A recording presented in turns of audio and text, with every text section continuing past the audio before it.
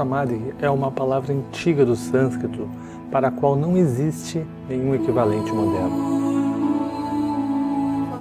Há um desafio essencial ao fazer um filme sobre Samadhi.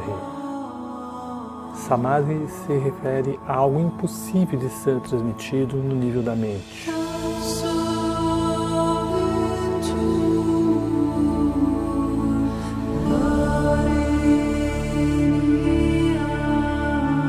Este filme é simplesmente a manifestação exterior da minha jornada interior. A intenção não é ensinar algo sobre Samadhi ou fornecer informações para a sua mente, mas sim inspirar você a descobrir diretamente sua verdadeira natureza.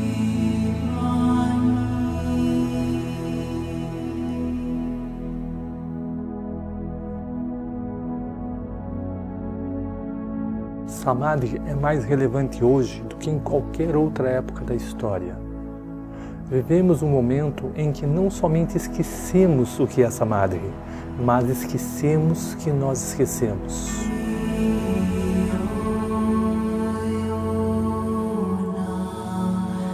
Esse esquecimento é Maya, a ilusão do eu.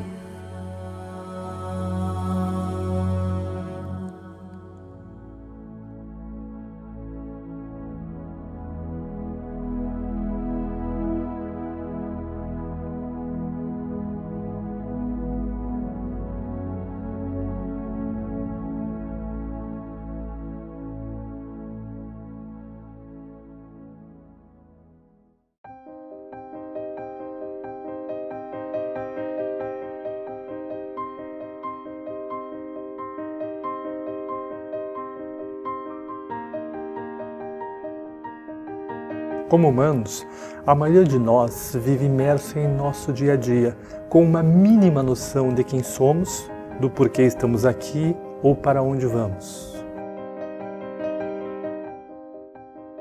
A maioria de nós nunca percebeu o verdadeiro ser, a alma, ou o que Buda chamou Anatta, aquilo que está além do nome e da forma das coisas, além do pensamento. Como resultado, acreditamos que somos esses corpos limitados. Vivemos com medo, consciente ou inconsciente, de que a estrutura limitada do eu, com a qual estamos identificados, irá morrer.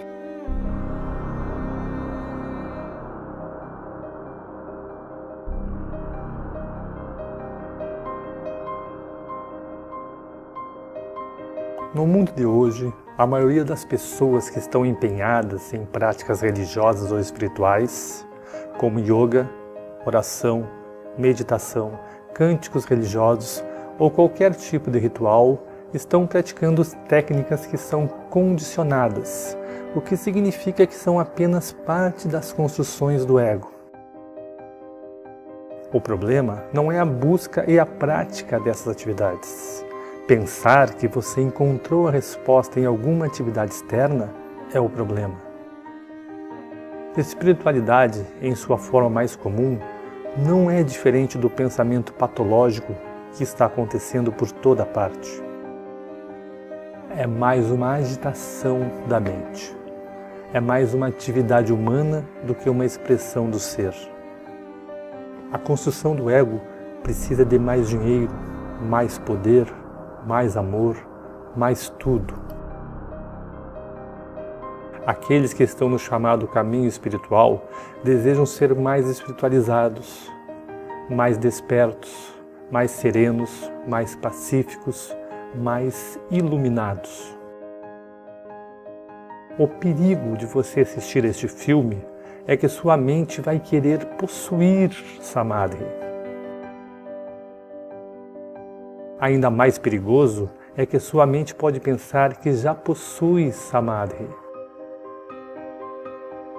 Sempre que houver um desejo de alcançar algo, você pode ter certeza de que é uma construção do ego. Samadhi não tem a ver com alcançar ou acrescentar qualquer coisa para si mesmo. Vivenciar Samadhi é aprender a morrer antes de morrer. Vida e morte são como yin e yang, um contínuo inseparável, incessantemente se desdobrando, sem começo nem fim. Quando afastamos a morte, também afastamos a vida. Quando você experimenta diretamente a verdade de quem você é, não há mais medo da vida ou da morte. Nossa sociedade e cultura é quem molda quem somos. Ao mesmo tempo, somos escravos de profundos desejos e aversões, inconscientes e biológicos, que governam nossas escolhas. A construção do ego não é mais do que um impulso de repetir. É simplesmente o caminho que a energia seguiu e a tendência dessa energia de seguir esse caminho novamente, seja positivo ou negativo para nosso organismo.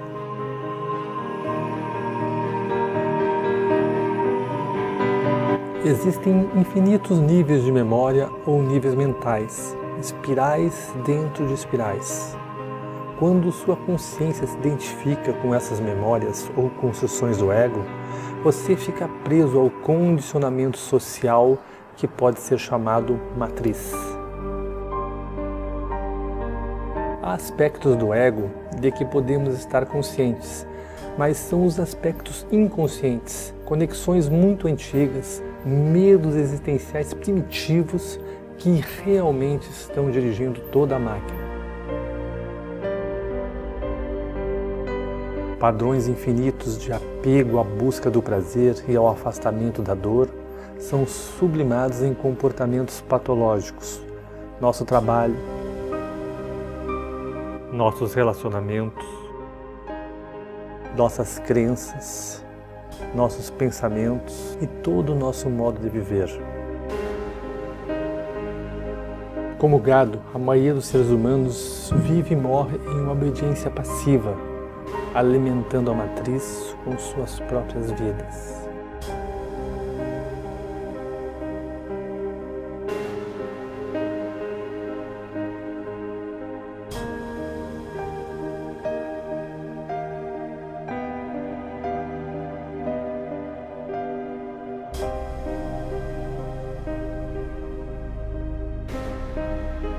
Vivemos presos em padrões limitados, muitas vezes vidas cheias de grande sofrimento, e nunca nos ocorre que podemos realmente ser livres.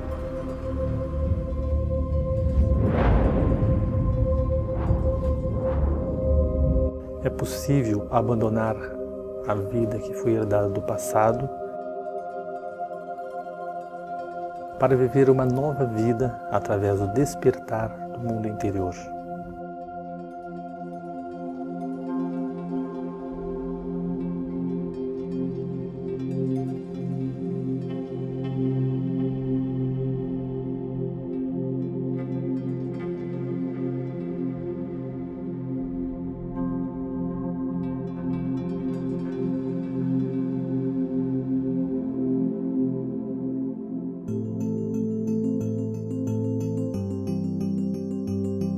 Todos nascem neste mundo com estruturas biológicas condicionadas, mas sem consciência de si mesmo.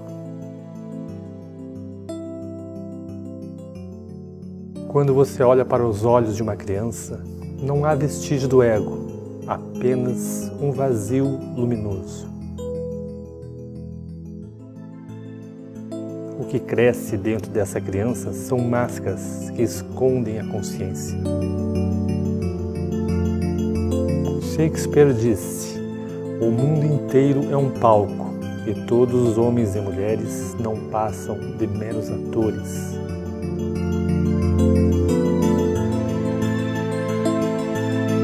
Em um indivíduo desperto, a consciência brilha através da personalidade, através da máscara. Quando você desperta, você não se identifica com seu personagem. Não acredita que você é a máscara que está usando.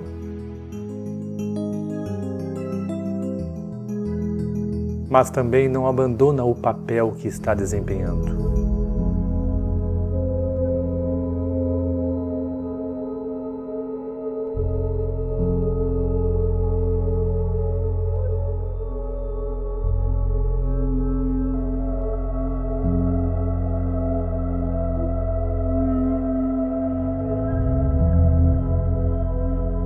Quando estamos identificados com o nosso personagem, nossa personalidade, isso é Maya, a ilusão do eu. Samadhi é o despertar do sonho do personagem no jogo da vida.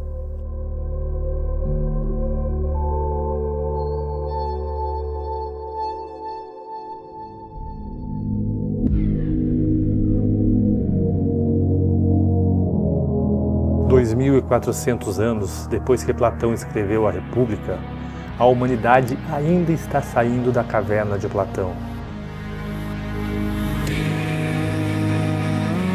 Na verdade, podemos estar mais fascinados por ilusões do que jamais estivemos.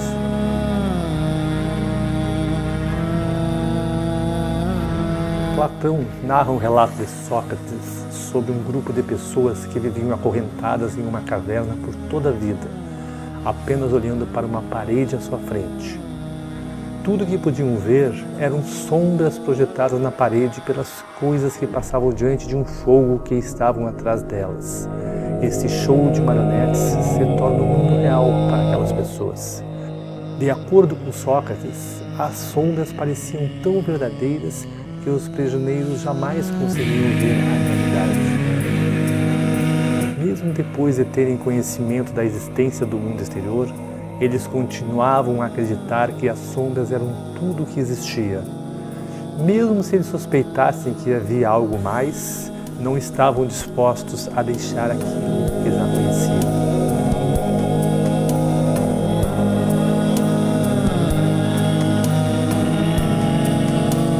A humanidade hoje é como aquelas pessoas que só viam as sombras na parede da caverna.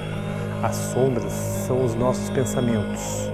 O mundo da mente, dos pensamentos, é o único mundo que conhecemos.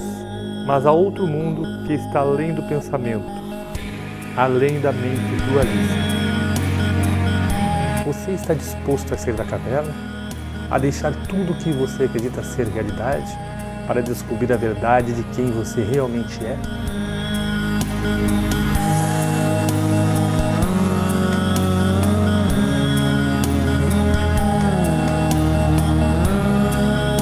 Para vivenciar Samadhi, é necessário desviar a atenção das sombras, dos pensamentos e olhar na direção da luz. Quando uma pessoa está acostumada somente com a escuridão, então deve, pouco a pouco, ir se acostumando à luz.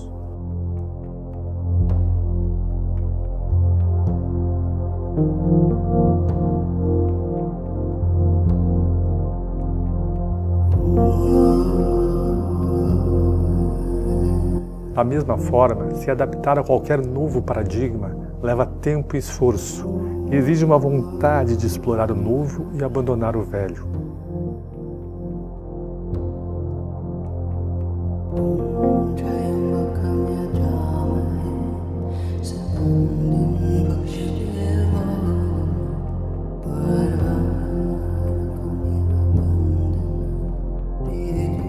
A mente pode ser comparada a uma armadilha para a consciência, como um labirinto ou uma prisão.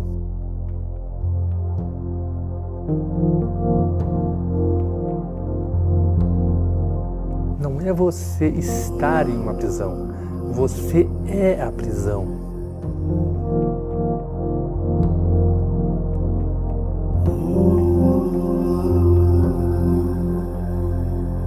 A prisão é uma ilusão. Se você estiver identificado com o eu ilusório, então você está dormindo. Quando você percebe a prisão e passa a lutar para sair da ilusão, então você estará tratando a ilusão como se fosse real e você ainda permanecerá dormindo. Só que agora, o sonho se torna um pesadelo. Você estará perseguindo e fugindo das sombras para sempre.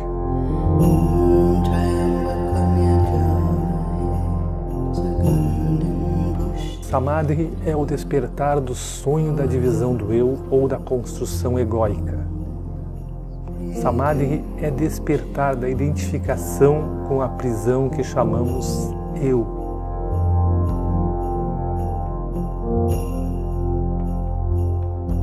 Você nunca poderá ser realmente livre porque onde quer que vá, a prisão estará lá. Despertar não se trata de se livrar da mente ou da matriz. Pelo contrário, quando você não está identificado, então você pode experimentar o jogo da vida em sua totalidade, apreciando o show da vida como ele é, sem desejo ou medo. Nos antigos ensinamentos, isso era chamado de jogo divino de Lila, o jogo de atuar na dualidade.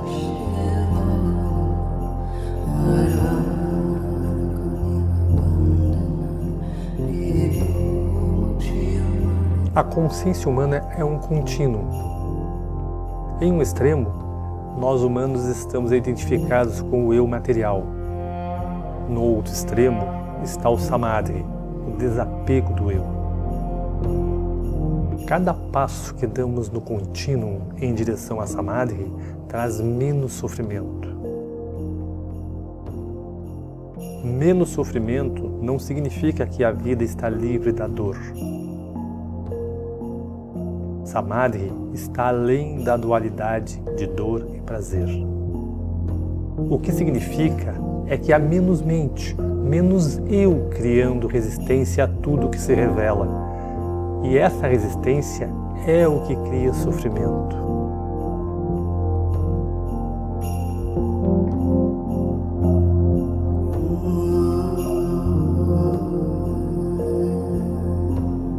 Pensar samadhi, ao menos uma vez, permite que você veja o que está na outra extremidade do contínuo da consciência, para que você veja que há algo além do mundo material e do interesse egoísta. Quando há uma interrupção real da ação da estrutura do eu em samadhi, então não há pensamento egóico, nenhum eu, nenhuma dualidade, mas ainda existirá o eu sou, ou anatta.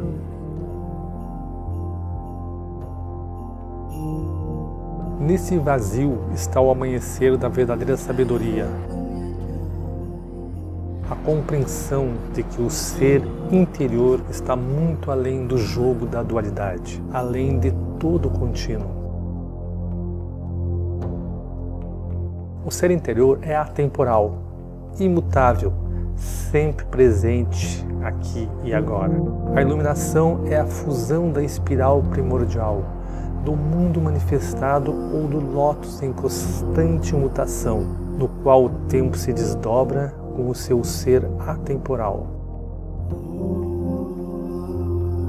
Sua conexão interna cresce como uma flor desabrochando, desde o momento em que você não mais se identifica com o eu, tornando-se uma ponte viva entre o mundo do tempo e o mundo atemporal.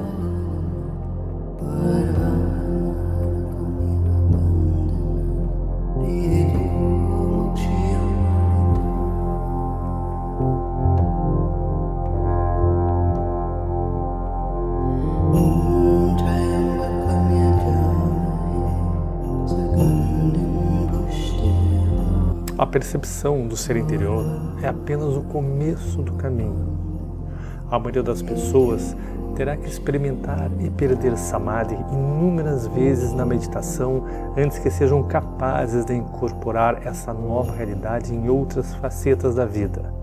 Não é incomum ter profundas percepções sobre a natureza do seu ser durante a meditação ou autoinvestigação, apenas para se ver novamente caído de volta em velhos padrões, esquecendo a verdade de quem você é.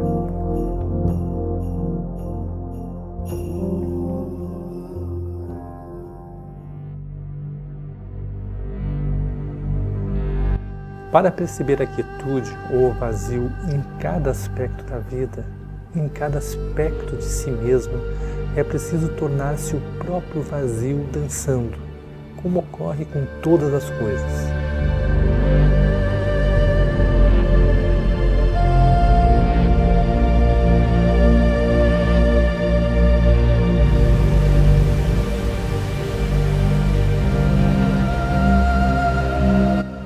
Quietude não é algo separado do movimento, não é algo oposto ao movimento. Ao vivenciar samadhi, você percebe a quietude como sendo idêntica ao movimento. A forma é idêntica ao vazio. Isso não tem sentido para a mente, porque a mente é a porta de entrada para a dualidade.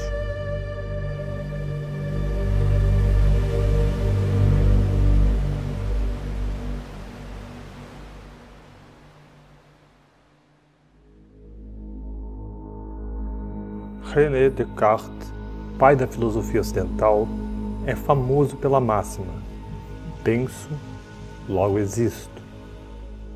Nenhuma outra frase resume de maneira mais clara a queda da civilização e a total identificação com as sombras na parede da caverna. O erro de Descartes, como o erro de quase todos os seres humanos, foi identificar o ser interior com o pensamento.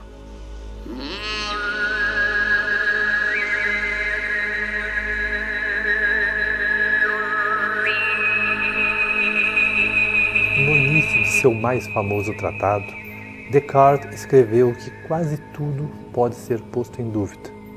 Ele acreditava que poderia duvidar dos sentidos e até mesmo dos pensamentos.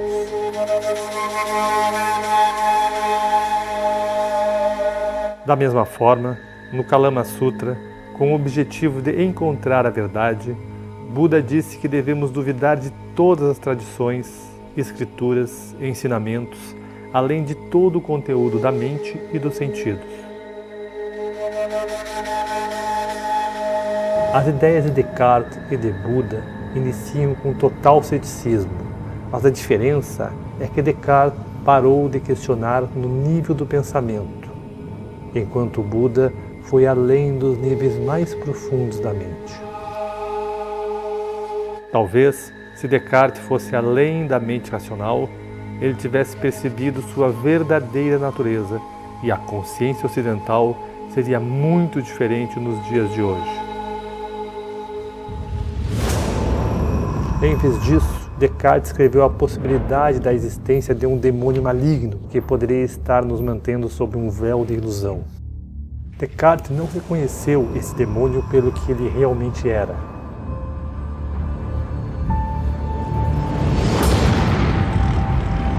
Como no filme Matrix, nós poderíamos estar conectados a uma programação elaborada para alimentar um mundo de sonhos e ilusão. No filme, os seres humanos vivem na matriz, enquanto em outro nível são apenas baterias, alimentando com sua força vital as máquinas, que usam a energia humana para seus próprios propósitos.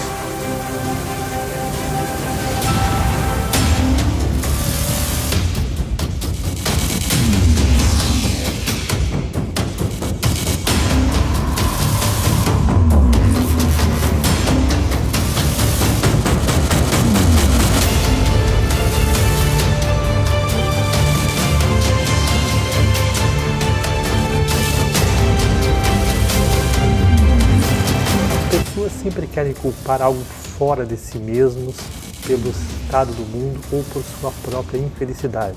Quer seja uma pessoa, um grupo ou país em particular, uma religião ou algum tipo Illuminati de controle, como o demônio de Descartes ou as máquinas sencientes no filme Matrix. Ironicamente, o demônio de Descartes imaginava era exatamente como ele definia a si próprio. Quando você vivencia essa análise, fica claro que há um controlador, há uma máquina, um diabo dominando sua vida dia após dia. A máquina é você.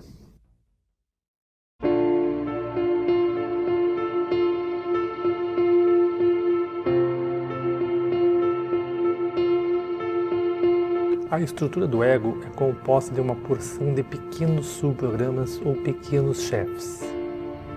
Um chefinho deseja comida, outro deseja dinheiro, outro status, posição, poder, sexo, intimidade. Outro quer mais consciência ou atenção dos outros. Os desejos são literalmente infinitos e nunca podem ser satisfeitos. Gastamos muito tempo e energia decorando nossas prisões, cedendo às pressões para melhorar nossas máscaras e alimentando os pequenos chefes, tornando-os mais poderosos. Como viciados em drogas, quanto mais tentamos satisfazer nossos chefinhos, mais alimentamos nossos desejos.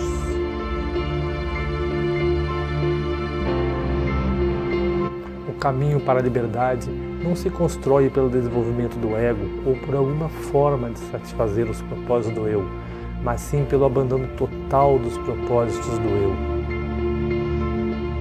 Algumas pessoas têm medo de que o despertar de sua verdadeira natureza seria o mesmo que perder a individualidade e o prazer de viver. Mas a verdade é exatamente o oposto. A real individualidade somente pode ser expressada quando o ego é superado. Permanecer adormecido na mecânica do sistema é um motivo pelo qual a maioria de nós nunca descobre o que a alma realmente quer expressar.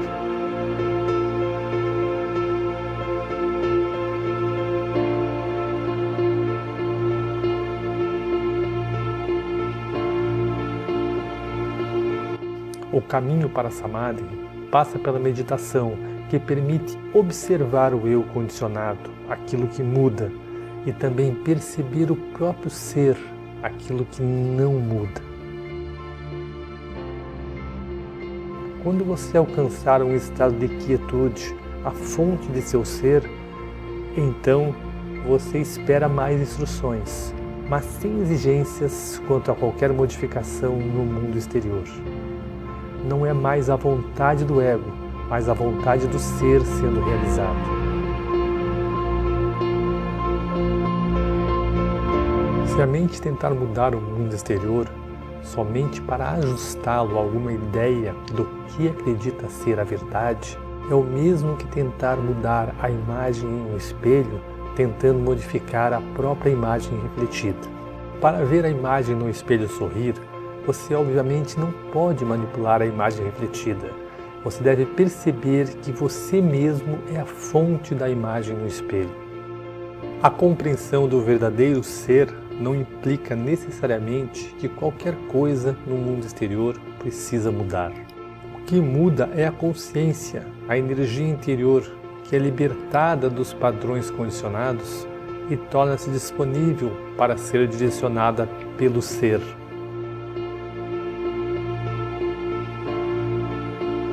Você somente poderá tornar-se consciente dos propósitos do ser quando for capaz de observar o ego condicionado e se desapegar de seus infinitos desejos.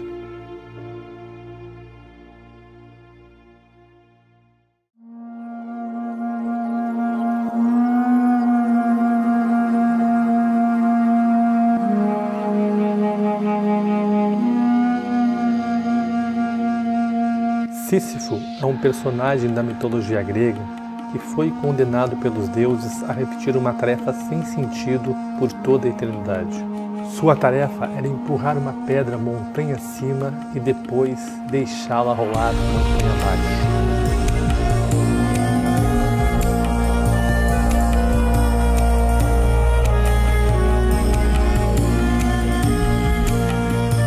O existencialista francês e vencedor do Prêmio Nobel de Literatura, Albert Camus, usou a realidade de Sísifo como uma metáfora para a humanidade. Então perguntou: como podemos encontrar significado nesta existência absurda? Os seres humanos trabalham duro, sem parar, construindo um amanhã que nunca chega. E finalmente, morremos.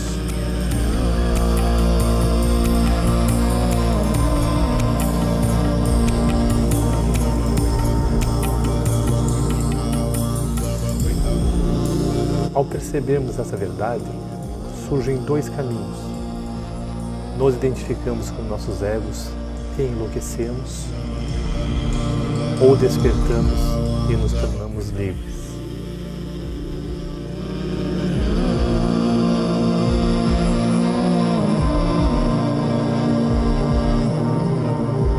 Nunca teremos sucesso em nossa luta no mundo exterior porque este é apenas um reflexo do nosso mundo interior. O absurdo da situação torna-se claro quando há um completo e absoluto fracasso do ego tentando despertar através de suas buscas inúteis.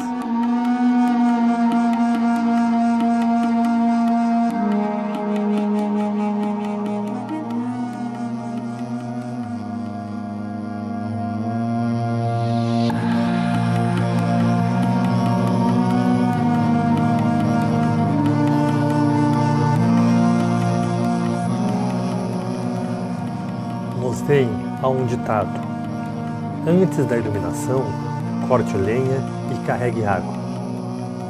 Após a iluminação, corte lenha e carregue água.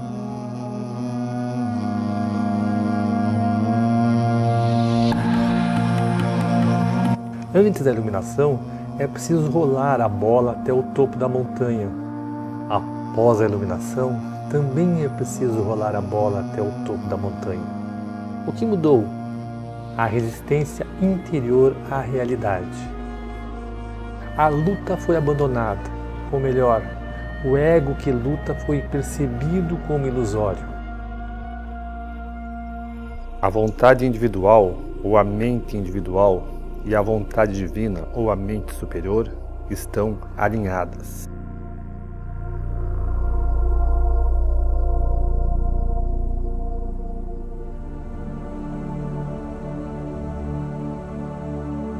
Samadhi é acabar com toda a resistência interior à mudança dos fenômenos externos, sem nenhuma exceção.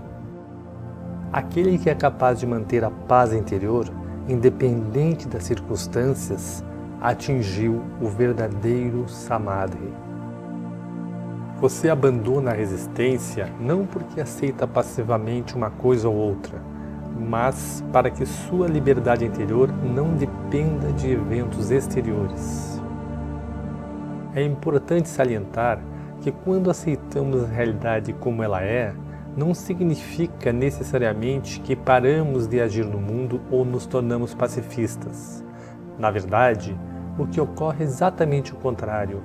Quando somos livres para agir sem a influência de motivos inconscientes, então é possível agir em alinhamento com o Tao, com toda a força de nossa energia interior.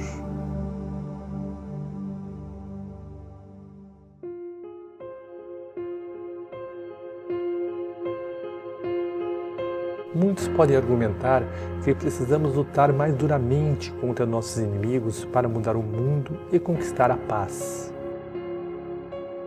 Lutar pela paz é como gritar pelo silêncio. Apenas cria mais daquilo que você não quer.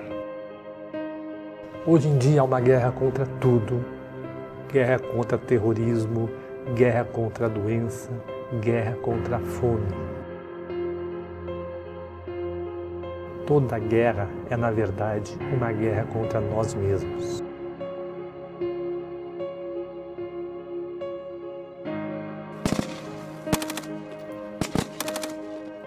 A guerra é parte de um delírio coletivo. Dizemos que queremos a paz, mas continuamos a eleger líderes que defendem a guerra. Mentimos a nós mesmos, dizendo que defendemos os direitos humanos, mas continuamos a comprar produtos feitos com trabalho escravo. Dizemos que queremos ar puro, mas continuamos a poluir. Queremos que a ciência nos cure do câncer, mas não mudamos nossos hábitos autodestrutivos e que nos tornam mais suscetíveis a doenças. Nos iludimos pensando que estamos promovendo uma vida melhor. Não queremos ver nossas partes ocultas que estão tolerando o sofrimento e a morte. A crença de que podemos ganhar a guerra contra o câncer, a fome, o terror ou qualquer outro inimigo que foi criado por nosso próprio modo equivocado de pensar e agir, na verdade, apenas alimenta a ilusão de que não precisamos mudar a forma como agimos neste planeta. O mundo interior é onde a revolução deve começar. Somente quando pudermos sentir a espiral da vida em nosso interior é que o mundo exterior entrará em alinhamento com o Tao. Enquanto isso não acontece, Qualquer coisa que façamos apenas contribuirá para o caos já criado pela mente. A guerra e a paz surgem juntas em uma dança sem fim, formando um contínuo. Uma não pode existir sem a outra. Assim como a luz não pode existir sem escuridão, e o que está acima não pode existir sem o que está abaixo. O mundo parece querer luz sem escuridão, plenitude sem vazio, felicidade sem tristeza.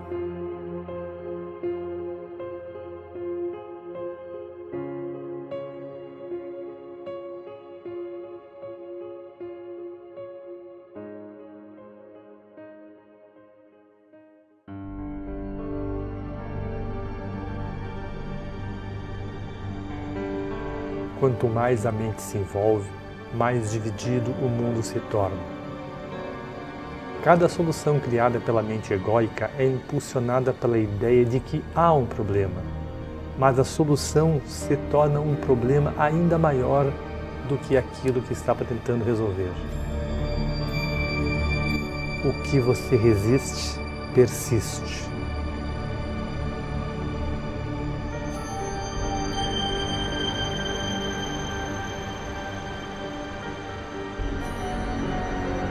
A criatividade humana cria novos antibióticos somente para descobrir que a natureza fica mais esperta à medida que as bactérias se fortalecem. Apesar dos nossos melhores esforços na direção do progresso, a quantidade de pessoas com câncer está aumentando, a fome no mundo cresce continuamente e o número de ataques terroristas em todo o mundo continua crescendo.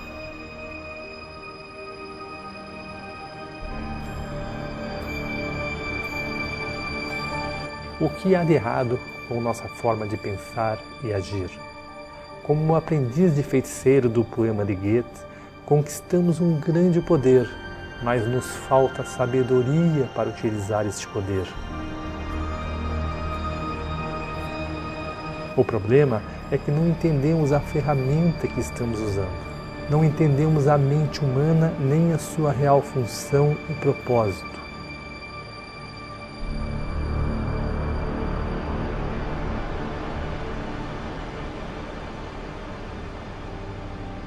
A crise nasce do nosso modo de pensar condicionado e limitado, da maneira como sentimos e experimentamos a vida.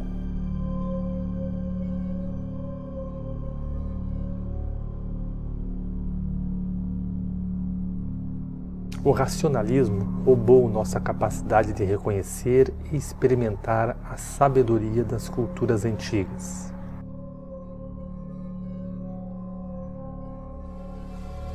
O pensamento egóico nos roubou a capacidade de sentir a profunda sacralidade da vida e também de perceber níveis completamente diferentes de consciência, que agora estão quase perdidos para toda a humanidade.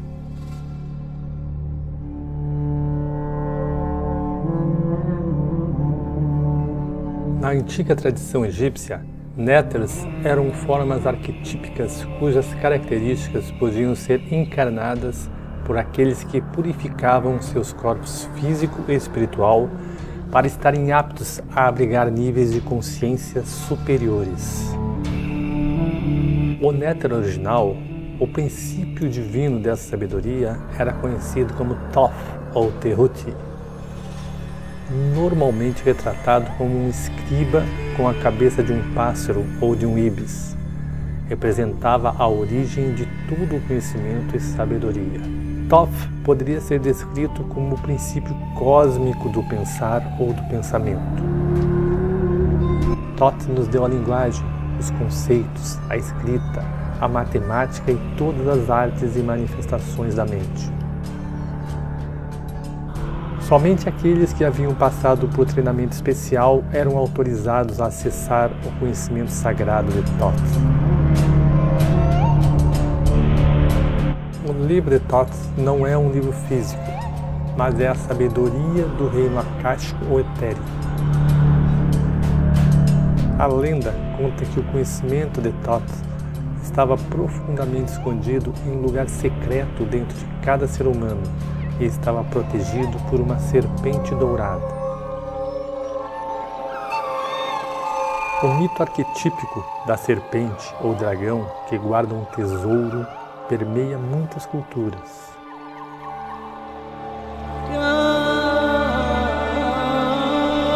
E tem sido chamado por nomes como Kundalini Shakti, Ki, Espírito Santo ou energia interior. A serpente dourada é a construção egóica que está ligada na energia interior. E até que ela seja dominada e superada, a alma nunca será capaz de alcançar a verdadeira sabedoria. Foi dito que o livro de Thoth apenas trouxe sofrimento a qualquer indivíduo que o leu, mesmo que encontrasse os segredos dos deuses e tudo o que está escrito nas estrelas. O que deve ser entendido é que o livro trouxe sofrimento a qualquer indivíduo que o leu, a qualquer ego que tentou controlar o conhecimento superior. Na tradição egípcia, a consciência desperta era representada por Osíris. Sem essa consciência desperta, qualquer conhecimento ou entendimento obtido pelo eu limitado seria perigoso, desconectado da sabedoria superior. O olho de Horus tinha que estar aberto.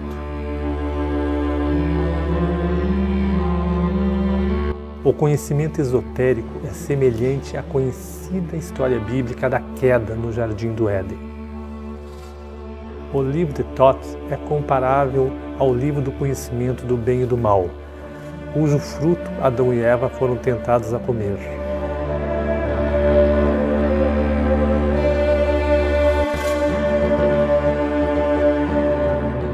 A humanidade comeu o fruto proibido, abriu o livro de Thoth e foi expulsa do jardim.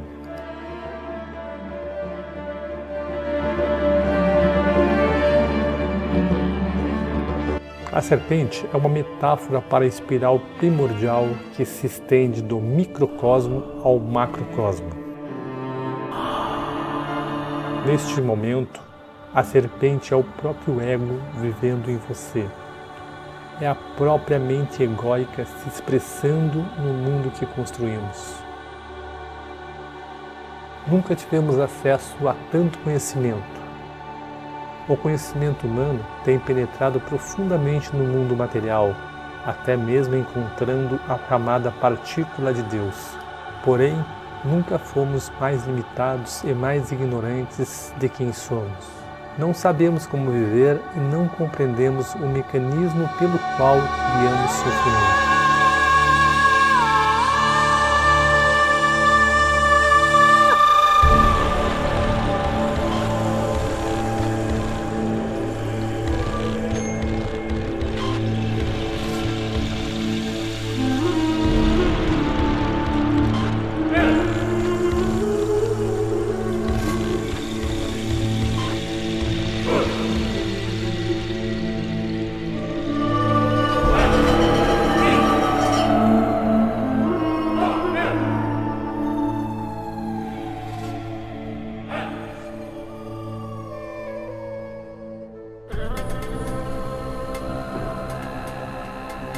Nossa forma de pensar criou o mundo como é agora.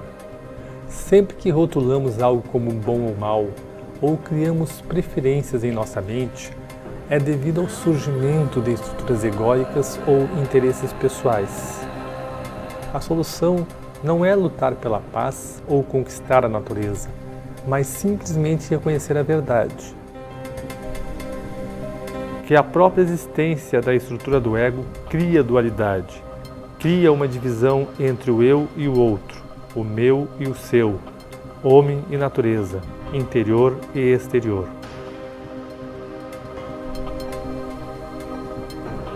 O ego é a violência. O ego cria uma barreira, uma divisão em relação ao outro para afirmar sua própria existência. Sem ego, não há guerra contra nada. Não há egoísmo. Não há o impulso egoísta de querer se dar bem, enganando os demais. As crises externas em nosso mundo refletem uma grave crise interna. Não sabemos quem somos. Estamos completamente identificados com o nosso ego, enfraquecidos por nosso medo e separados de nossa verdadeira natureza. Raças, religiões, países, afiliações políticas, qualquer grupo do qual façamos parte, somente reforçam nossa identidade egoísta. Hoje em dia, quase todo grupo que existe em nosso planeta quer reivindicar sua perspectiva como certa e verdadeira, da mesma forma que fazemos a nível pessoal. Ao afirmar a verdade como sua, um grupo perpetua sua própria existência da mesma forma que um ego se limita e se separa em relação aos outros. Nos dias de hoje, mais do que nunca, diferentes realidades e sistemas de crença polarizados estão coexistindo na Terra.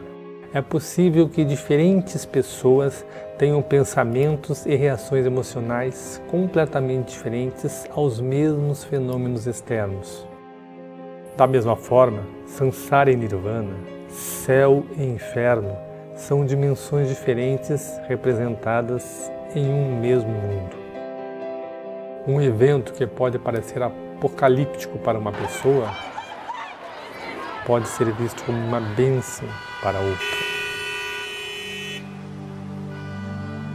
Diante desta realidade, está claro que as circunstâncias externas não devem afetar o seu mundo interior. Vivenciar Samadhi é tornar-se uma roda automotora, tornar-se autônomo, um universo em si mesmo. Sua experiência de vida não se torna dependente das mudanças dos fenômenos externos. Uma analogia pode ser feita com o cubo de Metatron. Metatron é mencionado em vários antigos textos cristãos, islâmicos e judaicos, e é relacionado com o arquétipo egípcio Thoth, como também a Hermes Trismegisto da Grécia. Metatron está intimamente ligado ao tetragramaton.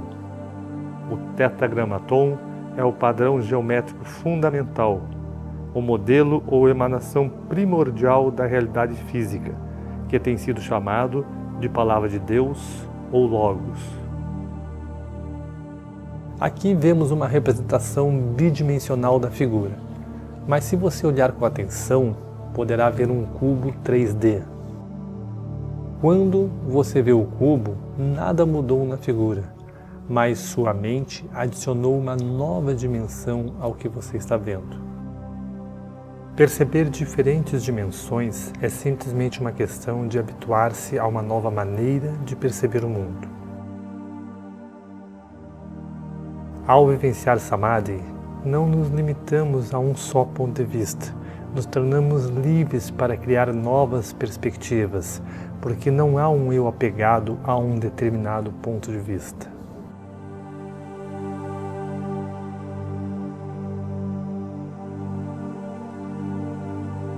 As maiores mentes da história humana sempre apontaram para níveis de pensamento além da estrutura limitada do eu.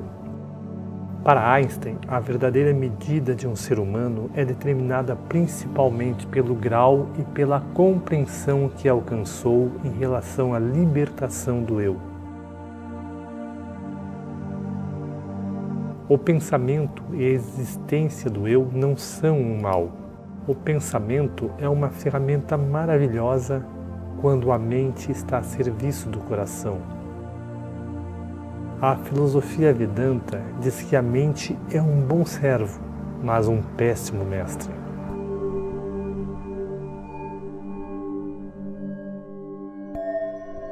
O ego está sempre filtrando a realidade através da linguagem e dos rótulos e constantemente julgando, sempre preferindo uma coisa à outra. Se a mente e os sentidos forem os seus mestres, então criarão um sofrimento sem fim, sempre desejando ou rejeitando, nos mantendo presos no mundo do pensamento. Se você quiser vivenciar Samadhi, não julgue seus pensamentos como bons ou maus, mas descubra quem você é além dos pensamentos, além dos sentidos. Quando todos os rótulos são descartados, então é possível ver as coisas como elas realmente são. No momento em que é dito a uma criança o que é um pássaro, se ela guardar apenas o conceito do que foi dito, então nunca mais verá um pássaro novamente. No futuro, a criança verá apenas seu pensamento.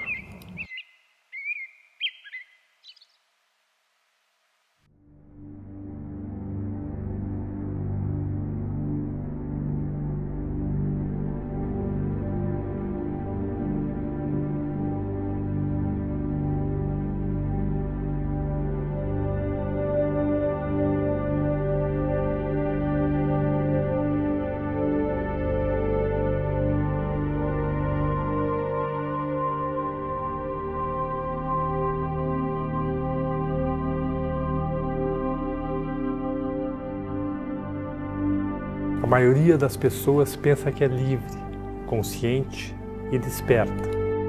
Se você acredita que já está desperto, então por que se esforça tanto para alcançar o que você acredita que já tem? Antes que seja possível despertar, é necessário aceitar que você está adormecido, vivendo na matriz. Examine sua vida honestamente, sem mentir para si mesmo. Você é capaz de mudar seu padrão de vida robótico e repetitivo? Você consegue parar de buscar o prazer e evitar a dor? Você continua viciado em determinadas comidas, atividades ou passatempos? Você está constantemente julgando, culpando, criticando a si mesmo e aos outros? Sua mente está o tempo todo procurando por novos estímulos ou você se sente plenamente realizado quando em total silêncio? Você se preocupa com o que as pessoas pensam sobre você? Você está buscando aprovação ou algum reforço positivo? Você tem sofrido com a autossabotagem em sua vida? O modo como a maioria das pessoas vive hoje será igual ao modo como viverão amanhã, daqui a um ano e daqui a 10 anos. Quando você começa a observar sua natureza robotizada, você se torna mais desperto. Você começa a reconhecer a profundidade do problema. Reconhecer que você está completamente adormecido, perdido em um sonho. Como os habitantes da caverna de Platão, muitos do que ouvem esta verdade não estarão dispostos ou não serão capazes de mudar suas vidas, simplesmente porque estão apegados ao seu modo de viver e pensar. Nos empenhamos em justificar nosso modo de viver e pensar, preferindo enterrar a cabeça na areia ao invés de encarar a verdade. Queremos nossos salvadores, mas não estamos dispostos a subir na cruz. O que você está disposto a fazer para ser livre? É preciso perceber que se você mudar seu mundo interior, você deverá estar preparado para mudar a vida exterior. Seu antigo modo de ser e sua antiga identidade deve se tornar o solo seco do qual uma nova vida surgirá. O primeiro passo para o despertar é perceber que estamos identificados com a matriz e com as máscaras criadas em nossa mente. Algo dentro de nós deve ouvir esta verdade e despertar deste profundo sono. Há uma parte de você, algo atemporal, que sempre conheceu a verdade.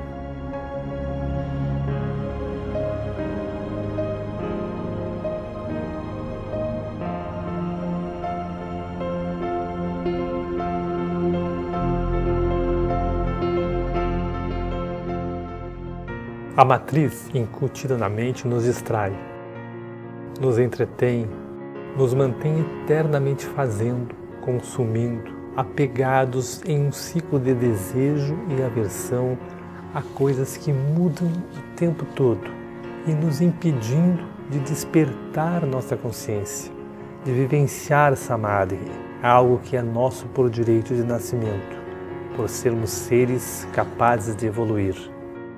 Pensamento patológico é o que ocorre na vida normal.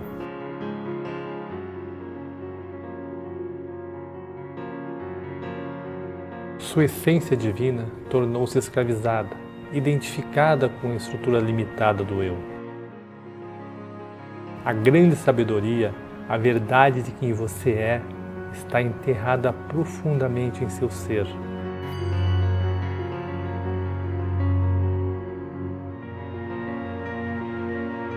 Krishnamurti disse: não é sinal de saúde estar bem adaptado a uma sociedade profundamente doente.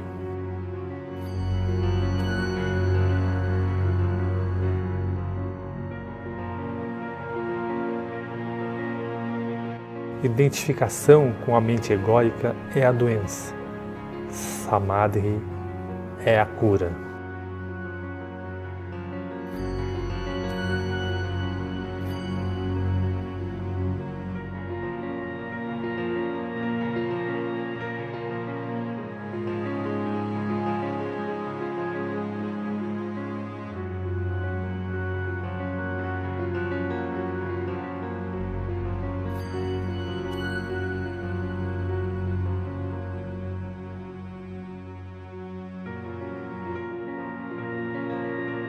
Os santos, sábios e seres despertos que conhecemos pela história da humanidade, todos aprenderam a sabedoria da auto-entrega.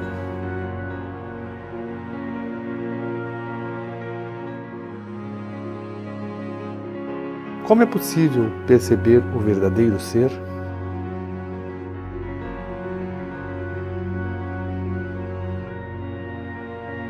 Quando você olhar além do véu de Maia e abandonar o eu ilusório, o que restará?